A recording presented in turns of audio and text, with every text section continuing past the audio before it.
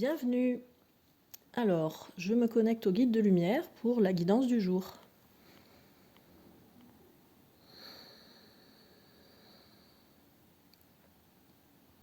Alors, il y a énormément d'informations aujourd'hui. Je vais voir comment j'arrive à vous transmettre tout ça de manière concise et claire. Par quoi on commence? Alors déjà, il y en a qui vont se faire un peu secouer les oreilles là. Il y en a parmi vous qui ont oublié de mettre de la joie cette semaine dans leur vie. La joie, c'est la base. Donc, il y en a qui se font un peu taper sur les doigts là, les guides. Je vois les guides comme un peu des instits qui sont pas contents après une interro là, qui vous disent remets de la joie dans ta vie. Enfin là, c'est un peu comme si, vous voyez, la réunion parents-prof peut mieux faire quoi. Toujours peut mieux faire, peut mieux faire, peut mieux faire. Peut mieux faire, ça veut dire mets la joie. Elle est où la joie dans ta vie là? Quand est-ce que tu ressens de la joie? Quand est-ce que tu souris? Quand est-ce que tu ris? Quand est-ce que tu... Quand? La joie, si c'est pas aujourd'hui, ce sera certes peut-être demain, mais qui dit que demain tu seras là? Donc mets de la joie dans ta vie. Alors je sais pas, je suis passée au tu, du coup, ça concerne peut-être qu'une personne qui écoutera cette vidéo aujourd'hui, mais mettez de la joie dans vos vies, quoi. Et de la joie, c'est pas forcément un truc de ouf, j'ai gagné au loto ou quoi que ce soit. La joie, c'est dans les petites choses du quotidien. Qu'est-ce qui vous met en joie? Qu'est-ce qui vous met heureux? Pourquoi est-ce que vous avez de la gratitude? En fait, c'est ça l'idée, quoi. Parce que ça peut être des toutes petites choses. Et le summum de la réussite de mettre de la joie dans sa vie, c'est par exemple vivre des choses qui, en apparence, sont désagréables. Mais les guides disent bien que ça reste toujours des apparences, en fait, que les choses soient agréables, désagréables, heureuses, malheureuses. Tout ça, ce sont que basés sur des croyances, des illusions, ce sont que des choix d'angle de perception, en fait. C'est comme si, qu'est-ce que je peux trouver comme analogie là qui me vient? Vous placez une caméra sur un paysage vers l'ouest, par exemple. C'est gris, il y a des nuages de pluie ou de neige qui arrivent, il y a du vent, etc., qui vient obstruer l'objectif parce que le vent vous vient de face et du coup ça emmène des gouttes d'eau, ça emmène des feuilles qui viennent se coller à l'objectif de votre caméra. Bon, si vous tournez votre caméra je sais pas moi, ne serait-ce que 90 degrés ou 180 degrés, admettons, tout de suite, ça change complètement de paysage. Là, vous trouvez du ciel bleu, le vent est complètement différent puisque vous l'avez dans le dos, donc votre caméra est en sécurité. Vous avez ciel bleu, vous voyez un beau paysage, etc. Le ciel est dégagé et tout va bien, quoi. Donc en fait, c'est les choses qu'on vit au quotidien, ça reste une question d'angle de vue et en fin de compte, si on creuse encore plus, c'est juste un choix en fait. C'est le choix de vivre les choses de manière positive, agréable, quoi qu'il arrive. Et je sais que c'est une notion qui est difficile à entendre pour certains d'entre vous, mais il n'empêche que c'est une loi universelle en fait. Choisir de vivre les choses de manière agréable, comme si c'était à chaque fois des cadeaux, des leçons de vie pour nous faire évoluer, etc., et le vivre dans la gratitude et remercier sans cesse, c'est quelque chose de... Ouais, je ressens vraiment ça, une loi universelle. Personne n'a rien inventé, c'est juste que le monde et l'humain, le monde fonctionne comme ça, et l'humain est calibré pour fonctionner de cette manière aussi. Donc voyez comment vous pouvez changer d'angle de vue. Comment une météo chaotique peut devenir quelque chose de positif finalement. Alors des fois, c'est pas facile à faire dans l'instant. Ça peut prendre plusieurs jours, plusieurs semaines, plusieurs mois, plusieurs années des fois en fonction de comment on évolue et de ce qu'on a vécu, etc.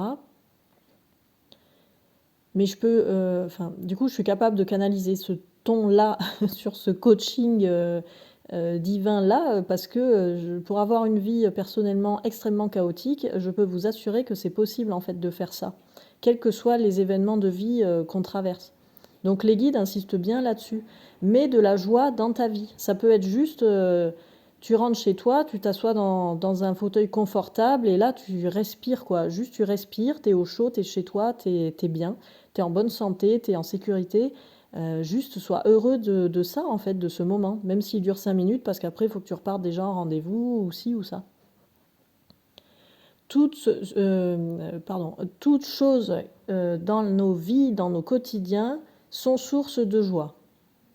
et peuvent aussi évidemment être source de malheur. Mais dans ce cas-là, c'est à nous de choisir où est-ce qu'on pose le curseur. On peut aussi décider de poser le curseur sur le neutre, et dans ce cas, c'est ni joie ni malheur. Bon, quand on ressent rien, est-ce qu'on se sent vraiment vivant? Pas sûr. Donc voilà, à vous de décider où est-ce que vous voulez pousser le curseur, et les guides vous invitent aujourd'hui à pousser le curseur vers la joie si vous ne l'avez pas encore fait cette semaine, parce que là, on nous rappelle que c'est le printemps, que ça fait plusieurs mois là que la vie est chaotique pour certains d'entre vous et désagréable. Il y a énormément de choses moches et lourdes qui remontent. Et ça aussi, c'est un cadeau. Et ça, c'est pour la joie. Donc célébrez déjà d'avoir survécu à tout ça, d'être toujours là, et célébrez juste par un simple sourire le fait d'avoir passé cette phase et d'entrer maintenant dans le printemps, qui sont des énergies complètement différentes, où il va y avoir de la concrétisation, de la consécration aussi, des cadeaux, des avancées et surtout, surtout de la réjouissance. Parce que si vous ne vous réjouissez pas maintenant, en fait, quand est-ce que vous allez le faire? On sait que les choses dans la vie naissent, vivent et meurent, que les choses vont et viennent, que ça fait des courbes comme ça, des courbes harmonieuses et douces, enfin douces, oui, c'est vraiment l'image que j'ai là, des courbes. Je le fais avec ma main, mais ça sert à rien parce que vous ne me voyez pas, mais des courbes harmonieuses qui montent et qui descendent comme ça, et en fait, ça tient qu'à nous d'amortir ces courbes. On peut décider de voir notre vie en dents de scie, avec des pics qui montent et qui descendent au fin fond des tréfonds et qui peinent à remonter. On peut décider de faire ça, mais on peut aussi, par nous-mêmes, par notre propre volonté et intention, décider d'arrondir les angles de ces pics et les dessiner comme des courbes, qui, quoi qu'il advienne, seront toujours montantes et descendantes et passeront par le neutre, etc., plus ou moins longtemps. Ça, c'est la vie, en fait. La vie est comme ça. C'est comme les cycles des saisons, c'est comme le cycle de la nature, de la météo, de ci, de ça. C'est une loi universelle. Ça ne changera pas. Donc là, on est dans une période, on entre dans une période de grande réjouissance, si on a envie de le vivre comme ça. Donc réjouissez-vous maintenant, parce qu'après, on ne sait pas quand, c'est toujours pareil, puis l'information n'a pas lieu d'être là aujourd'hui. Il y aura des périodes, pour certaines personnes, qui seront moins réjouissantes. Et là, ce sera peut-être plus difficile de se réjouir. Donc tant qu'à faire, quand la période est propice à la réjouissance, allez-y, quoi. Célébrez, réjouissez, et soyez heureux d'être là et en bonne santé et que tout va bien, malgré tout ce qui se passe dans le monde, et malgré, la liste pourrait être énorme.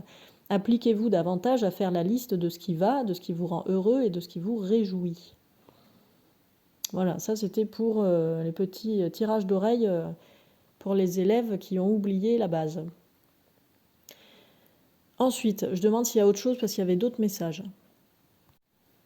Donc je reçois ça se rejoint un peu avec ce qui a été dit en début de guidance là, mais c'est quand même différent, il y a une nuance. Cet effet d'avance-recul là, donc tout à l'heure on parlait de courbe, là on parle plutôt d'avancer-reculer. 3 pas en avant, 2 pas en arrière, etc.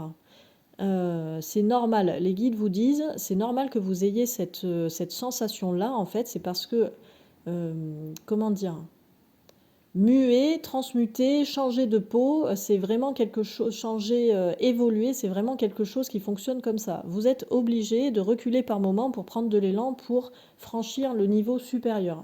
C'est normal. Il s'agit simplement de se rendre compte et d'avoir conscience, toujours cette idée de conscience, de ce phénomène, de cet état d'avance-recul, pour accepter les pas en arrière, pour accepter les stagnances comme un tremplin, en fait, comme une possibilité de reprendre de l'élan, donc parfois de reprendre son souffle, de reprendre de la conscience, de réactualiser ses choix, d'ancrer ses choix, de confirmer ses choix, pour prendre de l'élan, pour avancer de manière plus sécuritaire et plus, comment dire, et plus forte, quoi, plus... mince, je trouve pas le terme qui va bien là. De manière plus sereine et à la fois plus sécuritaire, quoi. Enfin, c'est vraiment ça qui me vient. C'est pas ça le mot, mais je suis désolée, je trouve pas le mot adéquat. Mais en tout cas, acceptez ça de cette manière-là. Parce que si vous vous laissez emporter par ces mouvements de recul et que vous les laissez reculer, reculer, reculer sans cesse, sans marquer un temps d'arrêt sur la distance de reculage, c'est sûr que vous allez vous sentir englué, embourbé, et là vous aurez vraiment la sensation de ne pas avancer, de tourner en rond, etc. Il s'agit d'avoir conscience, dès que ce mouvement de recul se met en place, que c'est un mouvement de recul pour prendre de l'élan, hop, pour aller encore plus loin à la prochaine étape. De manière définitive, c'est-à-dire à chaque fois que vous franchissez un seuil dans votre vie, à chaque fois que vous franchissez un cap, un pas, vous ne pouvez plus revenir vraiment en arrière en réalité, mais il s'agit de réussir à atteindre ce cap, de réussir à franchir ce pas, de réussir, pour rejoindre certaines guidances qui ont été faites récemment, à dépasser ses peurs. Les peurs sont, j'ai l'image là d'un cran d'escalade, enfin d'un cran, je pratique pas l'escalade, donc je ne sais pas pourquoi c'est ça qui me vient, mais d'accroche sur un mur d'escalade. C'est-à-dire, dès que vous avez franchi une paroi, pardon, pas une paroi, mais dès que vous avez réussi à monter d'1 mètre, par exemple, sur le mur d'escalade, peut-être que parfois, il vous faudra redescendre un tout petit peu sur la gauche ou sur la droite pour attraper une meilleure prise, pour pouvoir prendre davantage d'élan et attraper une prise beaucoup plus haute qui vous permettra d'avancer et de franchir encore 1 mètre supplémentaire sur votre paroi d'escalade. Mais voilà, c'est un peu ça l'idée. Et les accroches, il y a peut-être un nom pour dire ça, si quelqu'un sait en commentaire, ça m'intéresse d'apprendre. Les accroches, en fait, les points où vous vous fixez pour avancer, pour progresser dans votre ascension, ce sont vos peurs. Parce que parfois, l'accroche pour ascensionner, elle est un peu loin. Elle implique, comme je vous viens de dire, de retourner un peu en arrière, de bifurquer un tout petit peu pour avoir une meilleure prise, un meilleur élan, et attraper cette prise, cette accroche qui est plus loin, mais qui est peut-être avec un peu de dévers, etc. Donc, vous voyez, c'est comme une danse sur un mur d'escalade, en fait. Il faut à la fois être souple, musclé, concentré, conscient, bien respirer et bien analyser le terrain pour être capable de déterminer à quel moment je dois reculer et me décaler un peu pour avancer davantage, ou à quel moment, au contraire, la voie est dégagée, j'ai suffisamment de prise pour aller de l'avant, de l'avant, de l'avant, toujours de l'avant, jusqu'à un moment où il faudra que je marque une pause, que j'analyse un petit peu le terrain. Mince, j'ai plus assez de prise de ce côté, est-ce que je vais peut-être bifurquer un peu plus vers la droite, vers la gauche, etc., me contorsionner. Vous voyez, c'est ça l'idée, en fait. La vie, c'est ça, quoi. Donc peut-être qu'on va tous aller faire un stage d'escalade pour intégrer ça dans nos êtres tout entiers pour pouvoir avancer sur la suite. Donc accepter ces mouvements de recul sans vous laisser prendre dans l'avalanche du recul. C'est pas ça l'idée. C'est hop, d'un coup, je sens qu'il y a un événement qui va me faire repartir un petit peu en arrière. Quelque chose qui remonte, qui ressemble un peu trop au passé. Ok, j'ai conscience, je marque un temps d'arrêt, j'observe, j'accueille. Donc j'observe, j'accueille, ça veut dire j'observe à la fois l'élément extérieur, les ressentis intérieurs, les pensées, très important comme on l'a dit aussi dans plusieurs guidances là récemment, de canaliser ses pensées, de maîtriser son mental pour déterminer, ok, voilà, là il y a ça qui se rejoue, il y a ça qui se remet en place. Le recul que je suis en train d'amorcer en ce moment, c'est ça. Bon, mais j'ai conscience de ça. Donc j'observe ce recul et j'observe le tremplin, donc c'est là qu'on parle parfois de visualisation, d'intention. J'observe là où je veux aller, quelles sont mes peurs, qu'est-ce qu'elles m'indiquent, quel est le chemin. Et en fonction de toutes ces informations, je sais où je dois m'arrêter dans mon recul en arrière et je sais de quelle manière et surtout dans quel axe je dois aller pour attraper la prochaine prise, pour avancer vers mes objectifs. Parce que forcément, quand vous gardez votre objectif en tête, là, quand vous faites votre mur d'escalade, il y a votre piste, vous savez vers où vous voulez aller, vous savez où est le fossé. Si vous devez partir un peu en arrière ou sur le côté, c'est pas grave. Dans tous les cas, vous gardez en ligne de mire votre point d'arrivée. C'est ça qui permet de ne pas se perdre, en fait. C'est garder en ligne de mire le point d'arrivée. Et rester attaché avec comme ce fil comme ça, invisible, lancé sur votre objectif, s'accrocher à ça, ça permet de ne pas se perdre et de ne pas se laisser emporter vers le passé et vers les choses qui pourraient ressurgir par angoisse, etc., quoi. Alors parfois, j'entends aussi, ce sont des tests.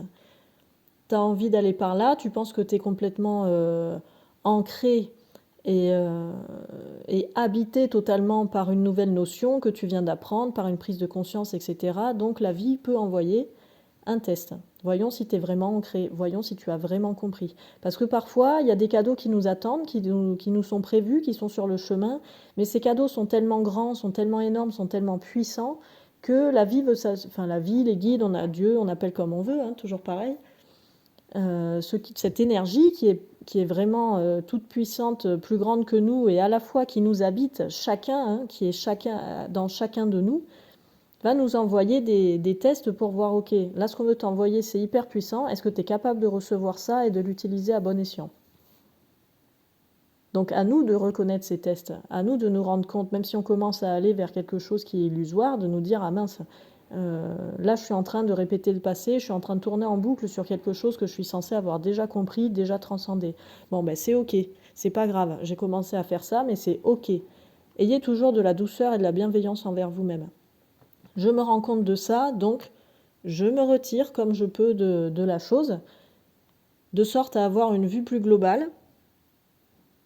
Toujours, ouais, je ressens vraiment cette notion de douceur et de bienveillance envers soi, de se dire, ok, c'est pas grave, là, je me suis laissé emporter pour faire quelque chose de connu que j'ai déjà répété sans cesse et dont je sais très bien que la finalité me sera désagréable. C'est pas grave, j'en suis là, donc j'observe comment est-ce que je peux sortir de cette situation de la manière la plus juste, douce et respectueuse à la fois pour moi et pour les autres, et comment je peux utiliser cette erreur pour me propulser vers l'avant et rattraper peut-être potentiellement le retard que j'ai pris en me laissant un peu emporter par cette spirale de test, cette spirale d'ancien qui ressurgit. Je ne sais pas si c'est très clair là comme ça, mais ouais, c'est vraiment ça qu'il faut transmettre aujourd'hui là. Parce que je demande pourquoi, du coup, le pourquoi est parti trop vite. Parce qu'on on est vraiment là, dans une période, bon, je dis ça, on dit ça souvent, hein, les médiums, c'est vraiment ce qui ressort en ce moment, mais parce que à la fois, à l'échelle de l'humain, on a l'impression que c'est lent, mais à l'échelle de l'humanité, c'est rapide. Et à la fois, ça peut être aussi l'inverse. Ça peut paraître très rapide pour l'humain et très lent pour l'humanité. Donc vraiment, c'est toujours une question d'angle de vue et de manière d'aborder, d'approcher et d'accueillir les choses. On est sur une période charnière et là, le printemps, c'est vraiment, au-delà de tout ce qui se passe dans le monde, ce sont des énergies, comme vous le savez très bien, hein, de renouveau, de renaissance, de reconstruction. Il y a vraiment une très très belle et forte énergie d'avancée, de mise en place dans la matière, etc. Et parfois, ça implique aussi ce ralentissement. C'est ça qui est paradoxal et qui peut être difficile à intégrer pour certains d'entre vous, c'est qu'il y a parfois un ralentissement qui est nécessaire. Et là, j'ai une image qui me vient. C'est à la fois, c'est comme la chrysalide, c'est comme un animal qui est en train de naître et qui sort d'un œuf.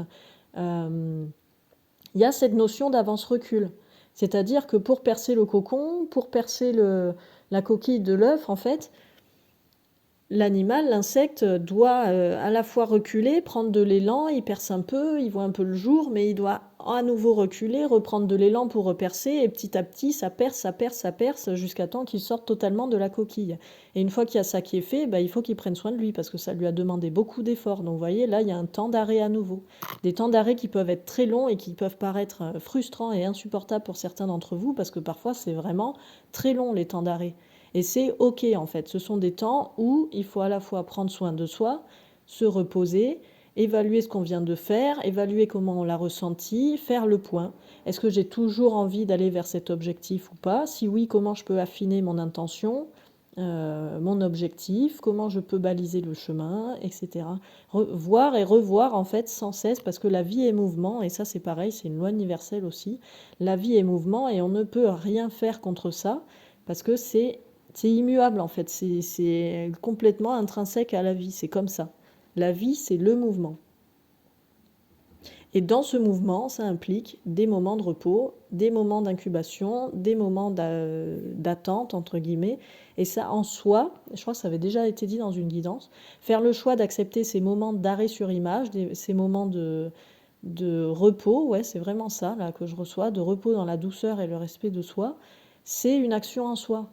Faire le choix de traverser cette période en conscience et pleinement, c'est une action en soi. Et plus on est conscient et accueillant sur ce type de période, plus elle passera rapidement en fait.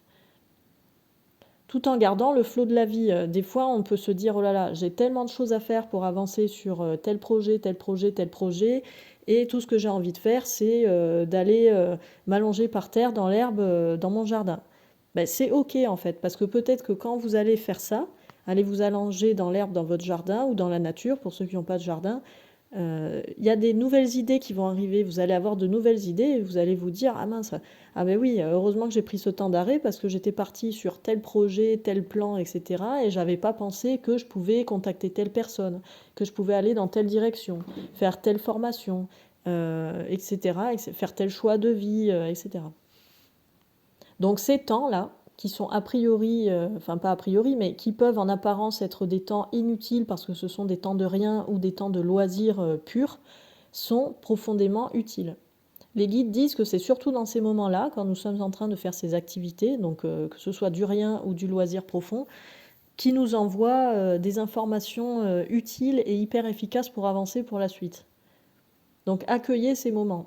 Et si vous n'avez pas la possibilité d'acter tout de suite, que vous avez peur d'oublier le message que vous avez reçu, l'idée qui a émergé, l'intuition, l'élan, etc., notez-le, enregistrez-le sur votre téléphone, ou faites quoi que ce soit en fait qui puisse laisser une trace de ça pour que quand ce sera le moment de réactionner à nouveau, donc soit juste après le loisir, soit peut-être des fois des jours, des semaines après, vous ayez cette idée en tête et vous puissiez la mettre en œuvre.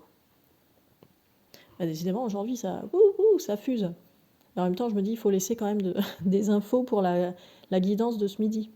Donc oui, alors du coup, pour rappel, à 12h15, je vous mets le lien dans la description de cette vidéo. Il y aura un lien Zoom pour vous connecter en direct avec moi et avec les guides. Je vais faire une guidance et une canalisation en direct des énergies du moment. Donc ce sera de ce que je ressens sur le printemps, sur toutes les énergies actuelles là, et ce sera à destination des personnes qui seront connectées et au-delà du plus grand nombre. Donc il y aura un temps de canalisation pure et ensuite vous pourrez, pour ceux qui seront présents, poser des questions au guide directement. Donc il y aura un temps de canalisation pour des messages plus personnels pour les gens qui seront présents dans cette visioconférence. Donc ça c'est à partir de 12h15 et la canalisation commencera à 12h30 heure de Paris. Voilà, je vous mets le lien Zoom dans la description, il suffira de cliquer sur le lien le moment venu. Et j'espère vous trouver nombreux et nombreuses. Il n'y aura pas de rediffusion de cela. Par contre, j'ai l'autorisation de publier certains extraits si l'intuition et l'envie me viennent. Donc voilà, il y aura des extraits, mais il n'y aura pas la rediffusion de toute cette séance. Donc si vous voulez participer, c'est avec plaisir. C'est totalement gratuit, bien sûr. Ce sont les guides qui nous proposent ça pour accueillir le printemps. Et il y aura à chaque changement de saison ce type de soirée. Pour l'instant, c'est sur Zoom. Je verrai en fonction de comment je m'installe là dans ma vie pour voir comment ça va prendre forme par la suite. Mais voilà, c'est ouvert à tous et toutes. Donc j'espère vous retrouver nombreux tout à l'heure et je vous souhaite un très bon printemps à nouveau et une très bonne journée.